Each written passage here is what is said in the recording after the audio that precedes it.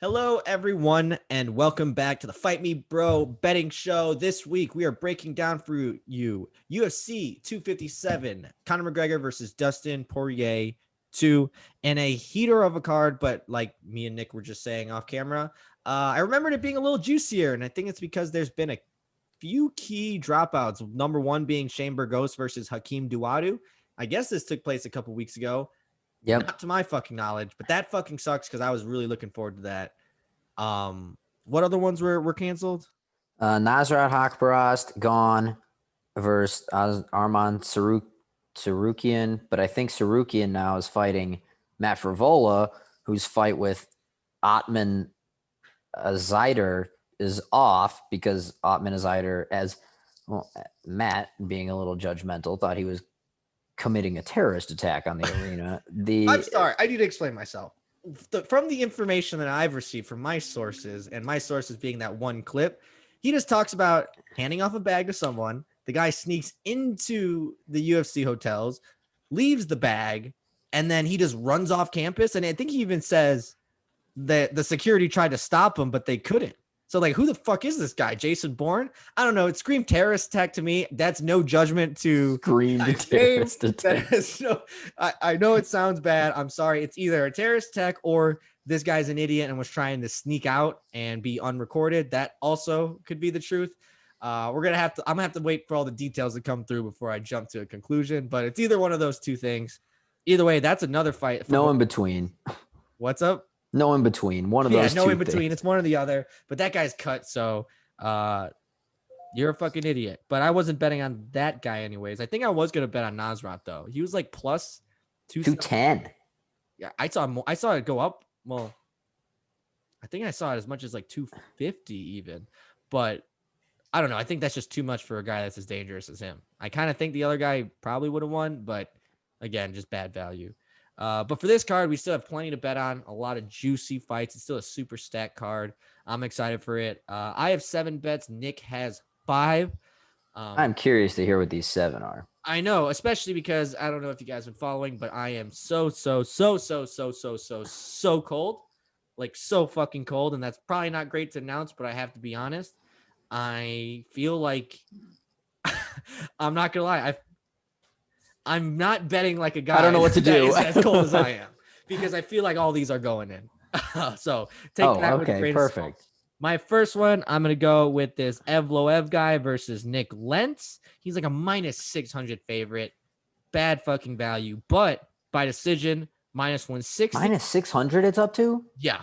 Holy fuck. He's going to beat this dude's ass. But if you look at this guy's record, 3 fights in the UFC, all wins by decision. Nick Lentz is a couple of things. 1, not a good fighter, but 2, he's tough. Nick Lentz is just tough, gritty. He's a veteran. I'm hoping he's not too old where he does get knocked out by one of these grapple boxers. But I think he's just going to get taken down and smashed on top, kind of stay in there and just be tough. So I'm basically, this is less of a Evloev bet as it is a Nick Lentz going to survive bet. And at minus 160, I think I kind of like the odds there. Okay. Well, why don't you run off another one? Because then I think we'll be even right on Stevens. Cue. All right. For my next one, I'm going to go in JoJo Calderwood versus Jessica Evil Eye. I'm a man of principle here. Earlier this week, I bet against Roxanne Modafferi because it's what I do. What else I do? Was that your lock, though? You got that right. It was my lock. That was the one and only bet I did hit. Which that would have been an indictment to the brand had you. It really would have. Right. It would not have been good. But yeah, Jessica Eye, you got to bet against her at minus 125. Everyone's been seeing the clip. The here we go evil. Here we go. Just an all-time cringe bet or cringe moment in which you just can't bet. You can't bet on a person that has done that. You can't do it. You can't do it. So I'm doing exactly the opposite, going minus 125, JoJo Calderwood. I just hope it doesn't come down to a split decision because this is the perfect matchup. JoJo Calderwood gets fucked by split decisions, and Jessica Eye somehow wins all of them. Dude, it can't happen. Okay, so I was gonna have a different one be my first one out, but that's on my card, obviously. Okay. Principles. Like I don't get it. I was actually looking, I was astonished. Jessica Eye's 4-2 in her last 6. Yeah. How the fuck does that even happen? I literally don't understand how someone so bad could even luck their way into so many wins. I mean, after I get that she was fighting Roxanne Modafferi, and I get that my reasoning for picking Roxanne Modafferi on the dog flyer of the week last week was because Araju had lost to Jessica Ai. Mm-hmm. After watching that fight, even though she was fighting Roxanne Modafferi, I don't know how Jessica Ai beat her. Yeah. I have no idea. I literally watch her fights. I don't understand how she has won. Like, she beat Caitlin Chukagian. Which, like, it doesn't even make any sense. And the win, it's not even. It's hard to imagine any points where you're like, Jessica Ai is clearly winning this fight. It's mostly no, there have never been any of those points at all, ever. Momentum swings. It's like she is. I'm trying to think of like what she's Jeff Fisher, just playing it completely right down the middle, as close as you can, 8-8, just above. If she has a like a positive winning percentage of time spent in the cage, it's as close to 50.001%. It's 2 seconds. Yeah, it is. There's such a small window there. It makes literally no sense. Neither of these girls are good, like, great wrestlers. I think we're gonna end up on the feet. It's just gonna be who, one, if it's a technical striking battle, that Jessica is not winning that because your striking's awful. And if it's a brawl, you also know she's not winning that because her striking again is awful. And JoJo will just kind of just be bully her. I also do like that JoJo Calderwood, big ups, made me feel so much better about the bet. Almost made this a lock of the week just out of principle. Mm-hmm. But I do love that JoJo Calderwood came out and she said that no one likes Jessica Ai. Like, she trains in Vegas around the PI, as does Jessica Ai, and I like that she said that literally just people hate her. She's a bitch. Which just I'm big into that movement. Like, that's like a dirty punch in boxing, but you're like, okay, but you got to take that dirty punch. Like, and I'm glad she did. So I'm feeling confident about that one. So I guess I'm up. Next, I'm going to the co-main event. Honestly, I'm obviously most hyped for Conor McGregor versus Dustin Poirier, but Dan Hooker, Michael Chandler is just a hair under that. It's going to be a barn burner. I wish it was 5 rounds, to be honest, but I got to go with Dan Hooker on this one, minus 150. I think if it was 5 rounds, that's up to 150. It's just checked it today. It was at 135. Well, it's going up. I think I just saw it a couple of minutes ago. It was at like minus 142. But I already written it down at 150, so it's at 150 for me. But like, dude, it's an interesting matchup because I don't think we've ever seen Michael Chandler fight a guy like Dan Hooker, and I don't think we've seen Dan Hooker fight a guy that is as, I guess, athletic and as good of a wrestler as Michael Chandler. But I'm going with the tall, lengthy guy. I think Hooker is beating guys closer to Michael Chandler than Michael Chandler has even faced compared to Dan Hooker. And I think Dan Hooker is just going to be able to kind of stay on the outside, make it ugly. I do think a chance that Michael Chandler tries to go for the takedowns there.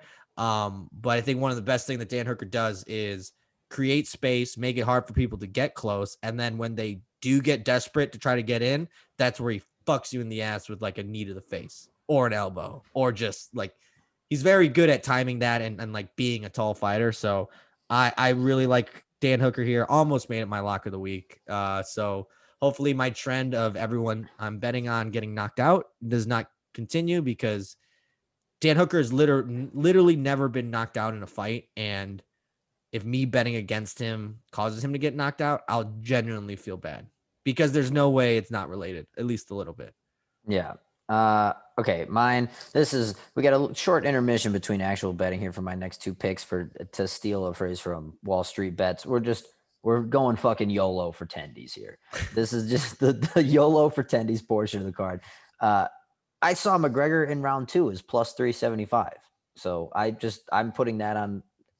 I don't know what I'll tell you right now. Spoiler alert, rest of my card, don't have a pick on McGregor Poirier. That's not on my card at all. I have no idea what to make of that fight. I don't know if I like nice Conor McGregor. They're dapping it up and yucking it up at the weigh-ins with the hot sauce and all that shit. I don't know if I'm if I'm buying that. At the same time, Dustin does have this weird, like, kind of nervousness energy about him. I feel like I don't Some know would what to make say of it. cuck-esque.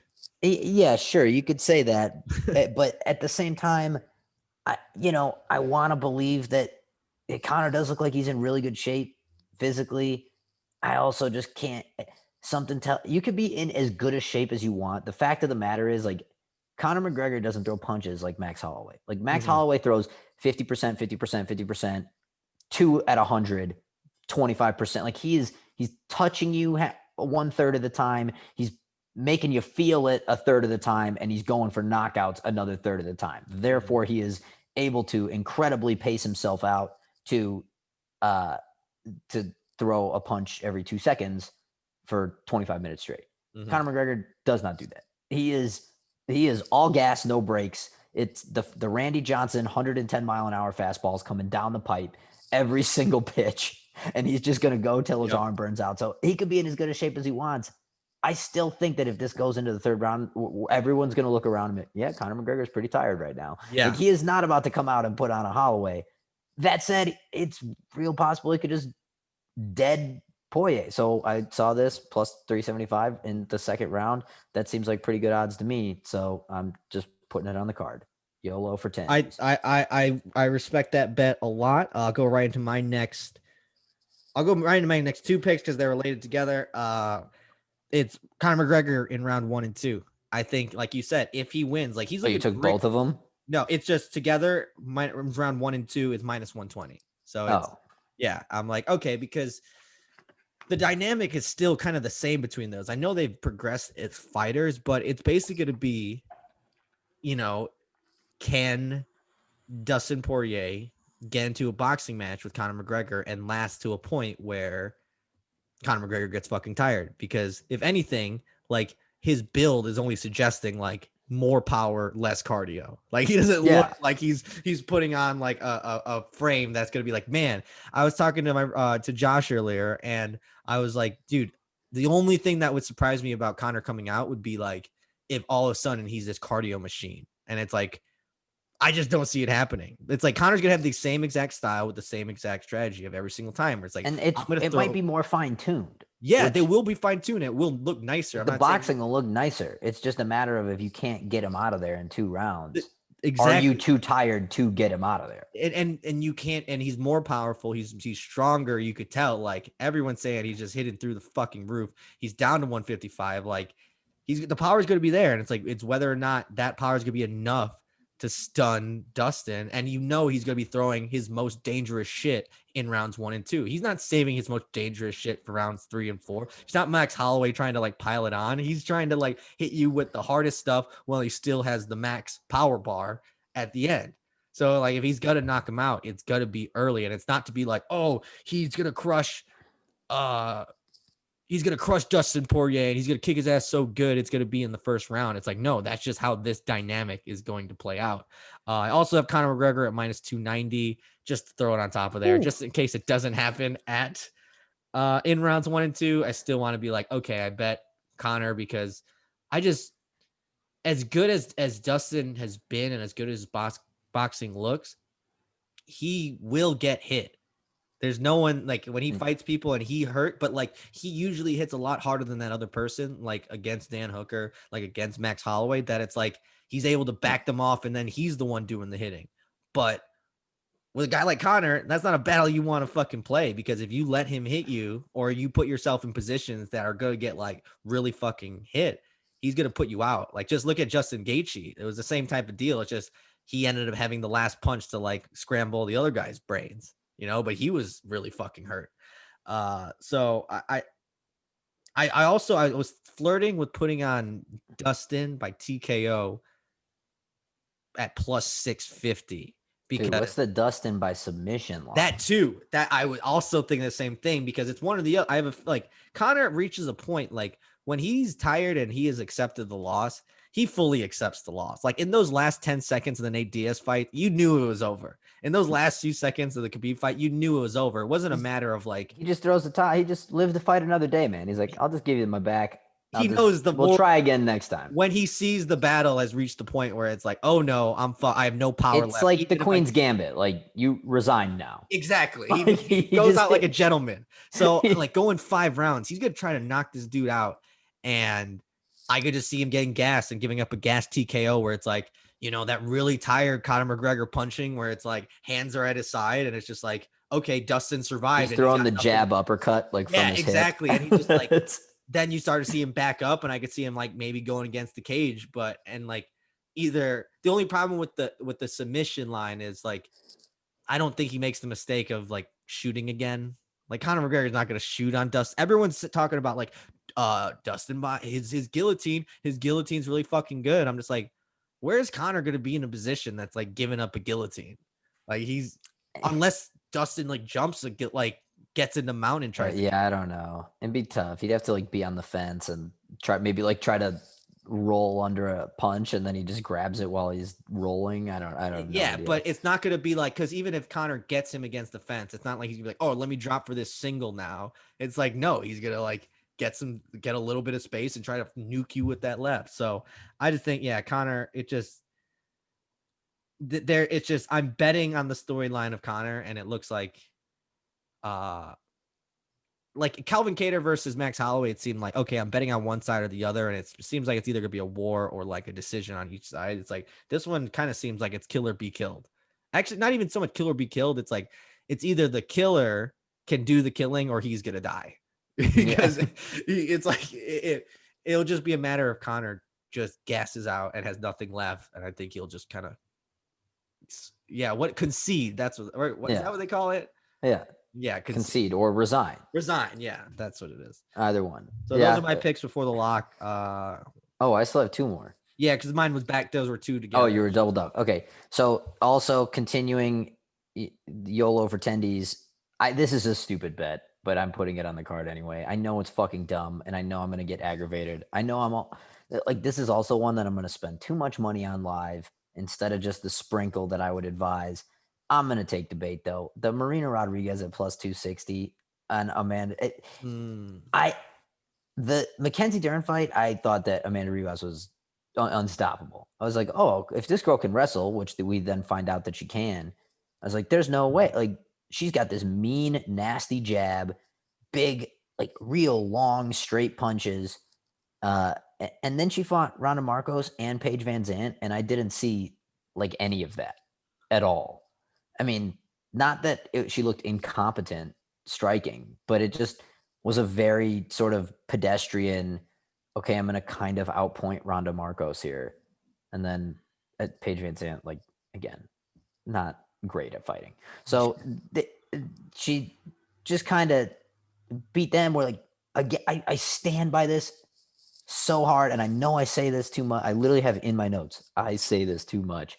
But dude, Marina Rodriguez is a fucking mean person on the feet. Yeah. The problem is she just lets up the most if she gets, which that's probably what's going to happen. Like, she'll be winning the stand-up, she'll be doing damage, and Amanda, I think, is bigger, and she's got really good trips, and so realistically, I expect this to end in a whatever that's what I should have put on the card too, is the Amanda Ribas submission.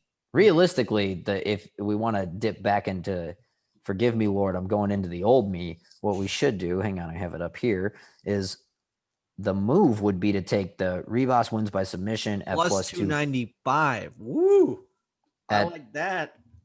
Oh, I see it at plus 250, and then the Rodriguez by decision at plus 355. Like, you hit the daily double there. That would, if I'm going back to the old me, but I'm just going to take it straight up. But that's it.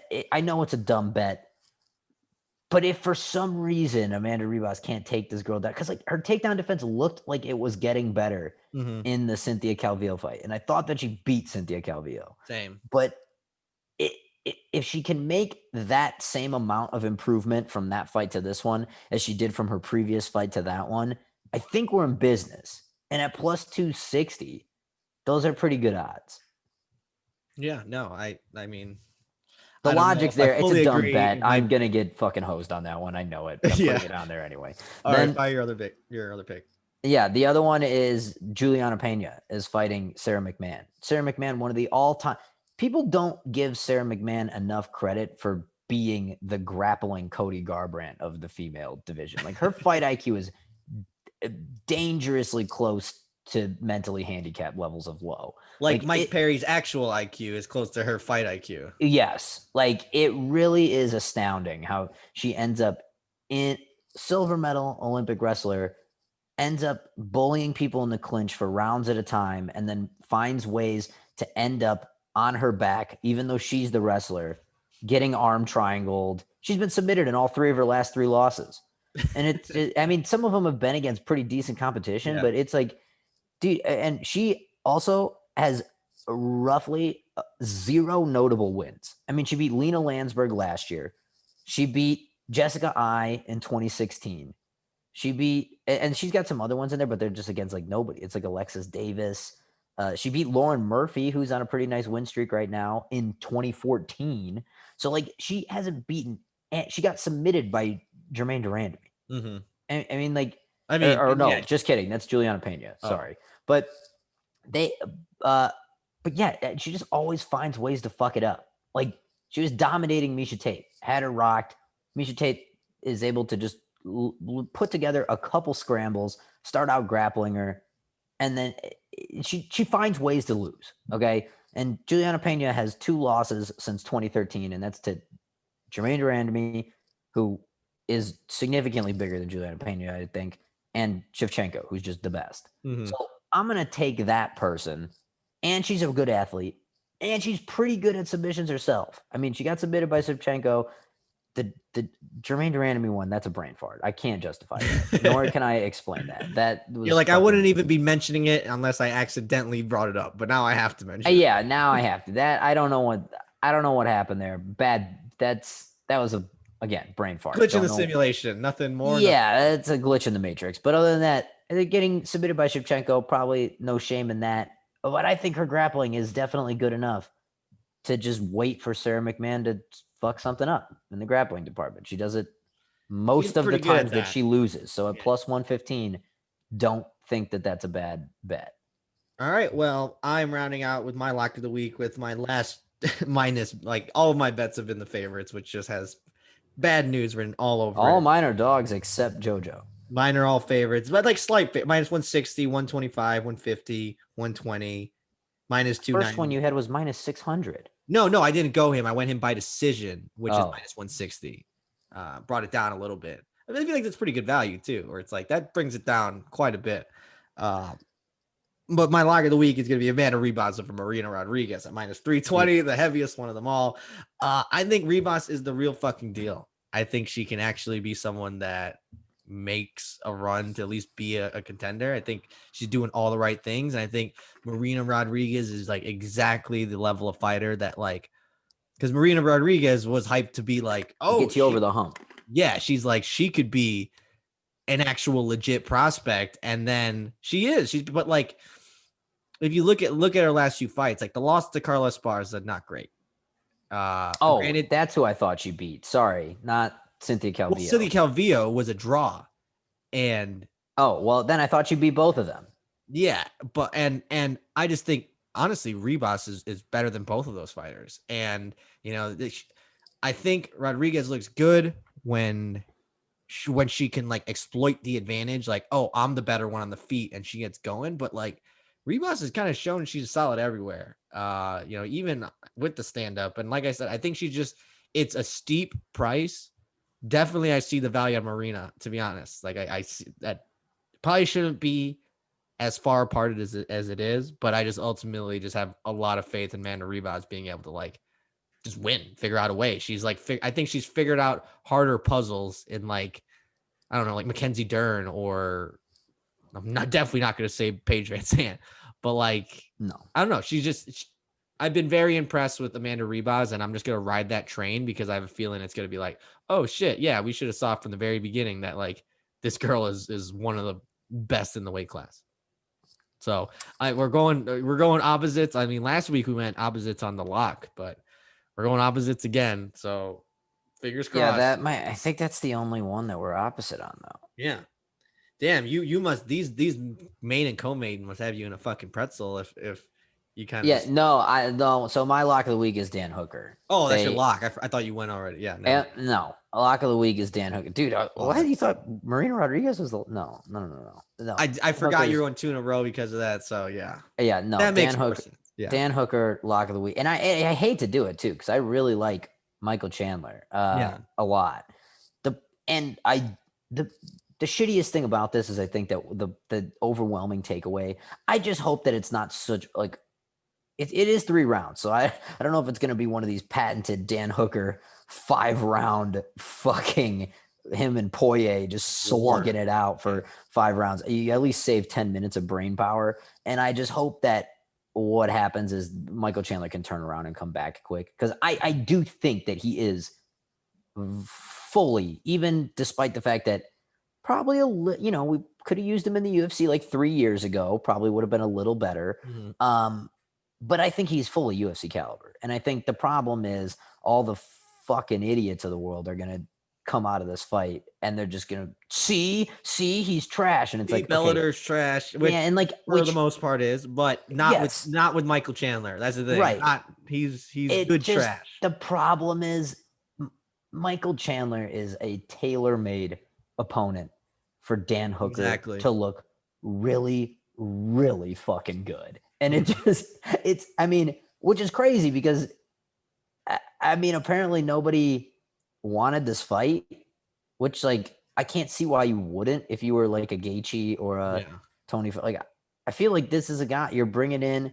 I mean, dude, this is like the rival school sends their big guy over and like your bully goes and fights their bully for king of bully dominance. And it's just like I would have I'm surprised that more people didn't jump at this, but it's like, dude, you look at some of these guys that Michael Chandler's beat. So he KO'd Benson Henderson. Benson Henderson has looked salty since he left the UFC, to say the least, without getting into detail. He's beaten Brent Primus, who, what the fuck has that guy done since the first time he fought Michael Chandler? And he literally only won because he dead-legged him. Yeah, you're like, what has that guy done? It's like, what that guy has done is he just only beat Michael Chandler with a freak. Yeah, like a freak injury. That's literally the only thing. That's literally all he's done. He beat the one Japanese cat, and it's like, so he's beat some of these guys that just, they don't even bring, and you kind of mentioned it, but they don't even bring the same remote tool set to the table and Hooker has not fought someone nearly as explosive as Michael Chandler in the wrestling department. You also said that, which I agree with, but Hooker's a tough motherfucker to take down. And especially when you're giving up that type of like height and it's length. just Like, when he's able tall, to just back his way to the fence and just like widen his stance out as much as humanly possible and just kind of whizzer. Like, tall guys don't even have to have great, like Israel Adesanya is fucking wow, coincidence, city kickboxing. Like, Israel Adesanya does a great job of this whenever people have tried to take him down. I feel like no one's really tried recently, but when people have, he just gets up against the fence, gets wide, and whizzers, and it just becomes impossible to take him then down. they Like, can't reach. They can't even reach like both legs. yeah, So it's you like, just can't okay. wrap up any legs, and then the wizard just keeps you from body locking on the one side. And I just think that I was talking with Josh today about. He's like, is it easier to take down someone that's taller? And I'm like, it's a hard question because if we're talking just wrestling, then I'd be like, you can get on the legs easier. But like, if we're talking MMA, one, like you said, with like, you can use the leverage a lot better with the fence, like combined with the fence, it definitely being tall helps. And then also like, dude, just being able to keep you away, like that's why no one's been in on Adesanya. And like, you can just like, and to an extent, like Hooker does the same type of deal, and it makes sense. They like train together, where it's like, oh, we're gonna be tall and make sure there's like a shitload of distance between us, and like, but only I can reach you unless well, you that, put and yourself then in a even by the disadvantaged time a position. guy, even if you are as explosive as Chandler, by the time you shoot under him and cover that distance, like he's got enough time to start a sprawl where, like you said, on a wrestling mat, Chandler would just be able to like run him in a circle and take him down. But they're gonna hit the fence first. He can start to like dig that underhook because it's like it's that extra quarter of a second to like get that underhook, get to the fence, and then once you're on the fence, it's like oh, okay, I can now use the fence, like you said, spread out wide, get that underhook on And the so other that's side, going and to it's be like tough. fucked.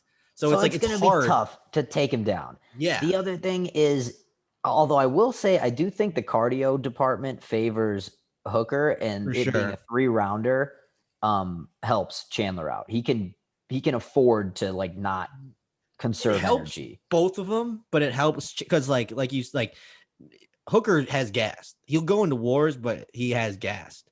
And Chandler, I don't see him getting gassed. But I think if they both gas, like it favors Hooker because Yes. like So if now we're in Chandler round can't 5 knock because you out, he's not gonna throw. Chandler's not throwing 6-piece combinations. and Chandler maybe won't be gassed, but he won't have the power, the Yeah, athleticism. Around 4 and which 5 is would be his big like advantage. I mean, dude, exactly. he So weighed in, he was bricked up. and it would even the playing field to where like Dan Hooker might be really fucking tired and not throwing as much, but like his athleticism of being like an average white dude is like, oh, now we're on the same playing field. And like, Yeah, because you're and the other thing the that just time makes brought you me down. hate this matchup for Michael Chandler, at Mhm. least, is just all of Dan Hooker's favorite weapons are things that just are not great for Michael Chandler. Like Dan Yeah. Hooker, like you said, they know how to fight long. Like City Kickboxing figures out. So he understands. Now, he does get in these drag him out wars with Dustin Poirier, which is fine because I think if he's going to get into like a 5 and 6 punch combination slinging fest, I think Dan Hooker wins that, even if it is inside against Michael Chandler. Like Michael Chandler needs to keep this at 2 to 3 punch combinations, explode into them, get out, explode into like that's where he's going to have success. Lands Prolonged, an entry punch and then maybe a strong right hand over the top and then bounces out and like yeah. hopefully one of those like clips him that he could come in and then start like Those really extended phone booth exchanges yeah Poirier and Hooker had, those favor Hooker in every my time brain. because he's gonna And find a way to get outside of that first punch that Michael Chandler throws and maybe like another hook. Like Dan Hooker is throwing like 3 or 4 different strikes that is like just gonna be more deadly if yeah, that one doesn't put him out. And I and don't like if they're going tit for tat. It's like no, I think like I think you're saying is like Hooker's gonna be leaving those longer exchanges, being like, I hurt you way point more. me. Yeah, point Yeah, me like and that was positive me. the other thing, his single shots that he likes a lot, Mhm. which Hooker has been kicking low lately, which Mhm. is obviously something like Chandler stands like wrestling stance Mhm. basically. So that low kick is there. Stand if you're standing so bladed Yeah. like that. He loves the knee up the middle. So I'm not saying like I would bet on a knee KO, but even just those knees to the body, like those are brutal. If you like step in and he throws that knee, and Yeah. Dan Hooker loves uppercuts. So it's like all again, it's just his entire game seems perfectly tailored to just beating a Michael Chandler. Like if Dan Yeah. Hooker needed to address who is the champion, who do I have the best shot at beating, it's probably like you would hope, okay, shorter wrestler just looking for a big power right, Yeah. straight left hook, and he's probably going to get a little tired and not be able to shoot on me after about 12 and a half minutes. Like Mhm. that's who you're looking for as your best matchup. You're not looking for someone like Dustin that'll sit there and long exchanges. It just, I don't know. It just seems like a terrible matchup for Michael Chandler, which sucks because I hope it, which it's going to anyway, because people are idiots.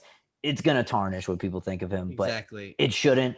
But I just don't see how he's going to It's win it's this not fight. only like Dan Hooker's style is ideal to beat Chandler, but like because of how Chandler's built and his, I guess, like tools for him to win this fight, he's gonna have to put himself in those positions that are best for Dan Hooker. It's like, oh, he's gonna have to fucking like jump in really quickly and he's gonna have to like close the distance. He's gonna have to try to wrestle him and all these things that are like super vulnerable to bad positions. Which And it's almost like when you think about it, like think about who has come over from a UFC or ONE FC, like Ben Askren, like or Marlon Moraes. They never ever give them a favorable matchup. Marlon Moraes went against a Sun Tzu his fucking debut. yeah, Like Ben Askren, you think, yeah, he won that Robbie Lawler fight. That fight was not he meant for was Ben not Askren. going to if Robbie Lawler got out of that headlock. He was, yeah, and that fight was meant like he pulled that out of his ass. That fight was meant for Robbie Lawler to go in there and just piece him up in the And boxing and expose this decapitate guy. him. And it was just like, oh fuck, he got bulldogged, and he did do that for a little bit. And I think that's one thing Dana White loves more than anything is having people coming in and realizing, man, UFC is the best organization in the world. And this is no different. They just want to give you an opportunity to be like, maybe you think you can, like, oh, well, Dan Hooker is really up there. And so is Michael Chandler. But then when you pull back the veil, you're like, oh, it's almost like they cherry picked the one person that would Yeah. make the best. I think Gaethje would be a much closer matchup for Michael Dude, Chandler. like Michael Chandler Connor is a very close fight in my opinion. Yeah, like that is a lot. Again, like it's there's a lot more. It seems so cherry picked for or against Michael Chandler, which is just exactly what Dana White does. Like, I'm gonna be buddy with this guy. I'm gonna like him. I'm giving him a big fight right off the bat. I'm gonna give him this. Hey, how about this?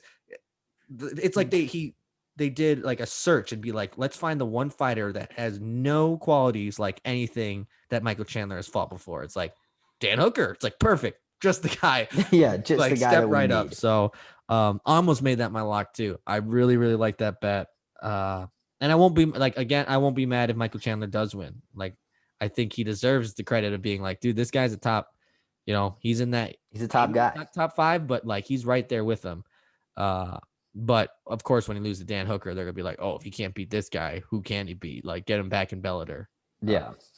But it should be fun. I wish it was 5, not just because like I said, Dan Hooker probably has better chance, but I wish it was 5 because I guarantee you it's action. As long as these guys are fighting each other, it's going to be action. So I don't think 10 more minutes is going to lead to any less punches.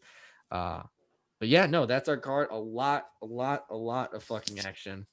I'm excited. I'm glad it's back at the regular start time. I love I do always love day gambling, but when you big fight to get that big fight feel, you Gotta need be late that at night.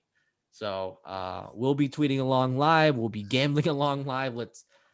2021 has not started off on the note I wanted it to, but that doesn't mean it can't change. And hopefully this is enough to make it change. So as always, you can find me at Broliva. You can find Nick at _a_guy_and_a_gi. And you can find us both at Below the Belt MMA. Until next week, which we have, I do know this, Overeem versus Volkov. No Wednesday cards though, right? No Wednesdays. No. All right. Okay. Well, I don't even think, isn't Overeem versus Volkov? I think that's in 2 weeks. Is it? I think we already got a week off. No way. Yeah. February 6th. So we already got a week off. Wow. Okay. I see you, UFC. You just give us a rush of dopamine in 3 fights in 8 days and then give us a breather. Wane us off the stuff. It almost doesn't make any sense. You would think almost like putting a card at 8 a.m. in the morning doesn't make a whole lot of sense. On a Wednesday. But that's a different conversation. So until next week, peace out, y'all.